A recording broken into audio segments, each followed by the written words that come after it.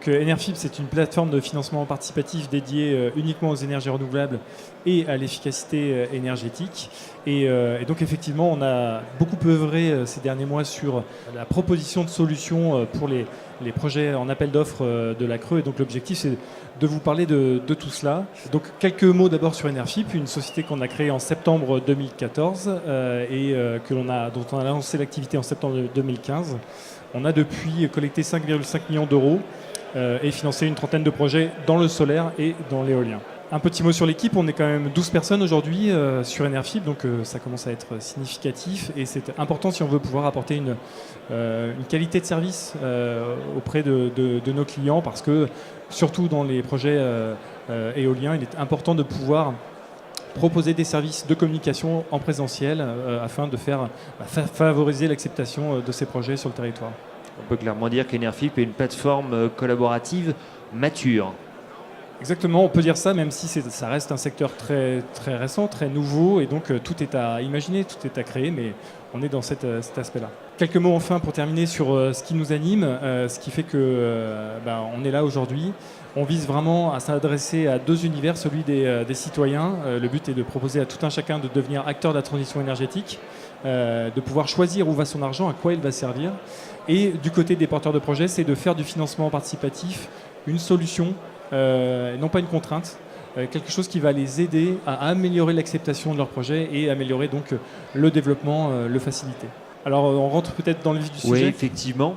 Là, on rentre dans le dur parce qu'on parle souvent du financement participatif comme outil d'acceptabilité. Ça, on comprend assez bien. Là, par contre, effectivement, les appels d'offres de la Creuse, c'est plus technique. Alors, est-ce que vous pouvez nous le clarifier un petit peu déjà ?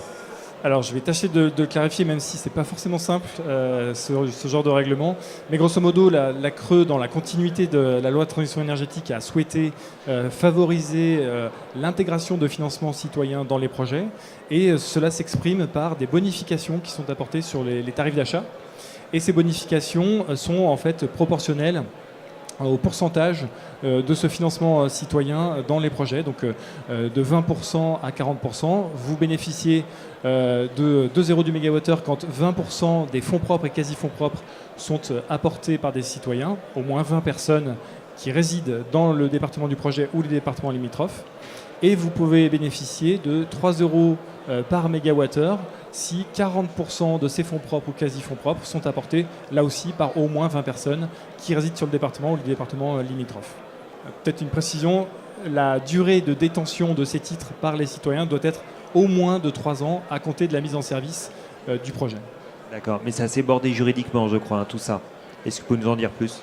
Oui, c'est extrêmement bordé juridiquement, puisque lorsqu'on parle de fonds propres ou quasi-fonds propres, la Creux a précisé récemment sa position, c'est que cela concerne à la fois bien sûr le capital social, mais également toute autre forme de fonds propres, et j'entends par là les comptes courants d'associés ou les obligations convertibles, c'est-à-dire ce qui donne directement ou indirectement accès au capital de l'entreprise.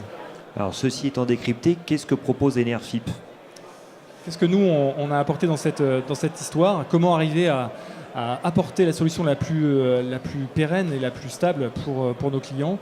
Donc on a d'abord obtenu une extension de notre agrément auprès de l'autorité des marchés financiers, qui est notre autorité de tutelle, qui nous permet d'intermédier non seulement des obligations convertibles, mais également des prises de participation avec des comptes courants d'associés. Donc c'est extrêmement souple pour l'ensemble des développeurs en fonction de leur modèle économique, de leur modèle juridique. On a vraiment une panoplie de solutions qui s'adaptent à leurs besoins. Ça, c'était le premier point.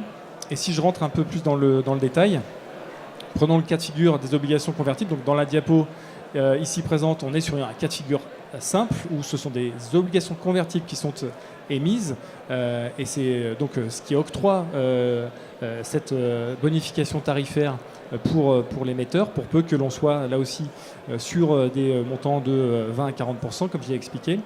Ces obligations vont avoir un taux de rendement cible de 4,5 à 6% et en général, on va être sur une maturité de 4 ans, le temps de prendre en compte cette phase pré-construction, financement, etc.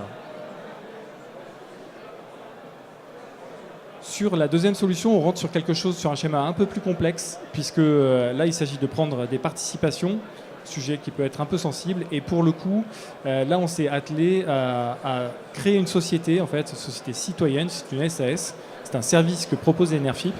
Et là, dans ce cas de figure, les citoyens vont rentrer au capital de cette structure. Et c'est cette structure, animée par nos soins, représentée par Enerfip, qui va rentrer au capital social du projet et qui va compléter son investissement par le biais des comptes courants d'associés. L'avantage, c'est qu'on peut donc juguler le niveau d'intervention, de détention du capital par les citoyens et rester dans les clous de ces 20 à 40% par le biais des comptes courants d'associés qui sont donc pris en compte dans le cadre du cahier des charges. Donc, si je comprends bien, vous avez une véritable plus-value en apportant une solution juridiquement fiable. On s'est attelé à ça parce que c'est essentiel d'apporter des solutions, d'apporter un peu de la clarté au milieu de ces règles qui peuvent parfois être un petit peu obscures. Et on a travaillé, comme je l'ai dit, plusieurs mois avec notre autorité de tutelle pour avoir ces extensions d'agrément. Et on est aujourd'hui effectivement les seuls à avoir ces outils-là en main pour s'adapter au mieux et proposer les solutions idoines pour chaque projet. Oui, c'est la question que vous allez vous poser. Parmi les plateformes de financement participatif, à l'heure actuelle, vous êtes les seuls à proposer ça? À proposer l'ensemble de ces outils, oui, ça c'est clair. Après, on sait très bien que nos partenaires, nos collègues vont faire de même, mais on a un peu défriché sur cet aspect-là. Ouais. Donc, vous visez plus particulièrement les porteurs de projets, j'imagine, porteurs de projets éoliens, mais pas seulement finalement. On est vraiment sur toutes les énergies. Le photovoltaïque il y a déjà eu deux phases de lauréats, 4.1 et 4.2 qui ont paru. Donc on est aussi sur cette énergie qui est très moteur en France et qui se développe très fortement. Ouais. Là, c'est un mécanisme qui est assez nouveau. Vous l'avez déjà lancé, c'est déjà opérationnel? Alors, les premières collectes vont avoir lieu dans le cadre des projets Creux 4.1 cet automne. Donc on est vraiment dans le démarrage de tout cela. Mais ce qui est certain, c'est qu'au regard du volume, on parle de 100 millions d'euros de financement participatif à collecter pour les projets Creux chaque année, pendant les 5 années qui viennent. Donc voilà, la maturité va rapidement arriver et les mécanismes aussi vont se roder, je pense, dès le premier semestre 2018. Vous avez des objectifs de croissance pour Enerfip, je veux dire par rapport au nombre de projets que vous avez soutenus avec l'ancien dispositif et avec ce nouveau dispositif, vous pensez que ça va être encore un appel d'air? Très clairement, parce que si on s'intéresse à ces 100 millions dont j'ai parlé, c'est un chiffre avancé par la Caisse des dépôts et consignation qui a fait une étude là-dessus. Ça veut dire une multiplication par 5 du marché actuel. Juste sur les projets Creux, sachant que le marché existant d'ores et déjà hors Creux est déjà important et de plus en plus significatif. Donc on est vraiment sur une explosion et un gros appel d'air sur ce domaine. Donc je suis porteur de projet énergie renouvelable. Si je veux plus d'infos, je vais sur votre site internet. J'ai une petite case dédiée. Exactement. Et voilà, je crois que j'ai laissé mes coordonnées sur cette dernière diapo. Donc n'hésitez pas si vous avez des questions ou des demandes de précision, je suis à votre disposition. Merci Monsieur Eustache. Merci beaucoup.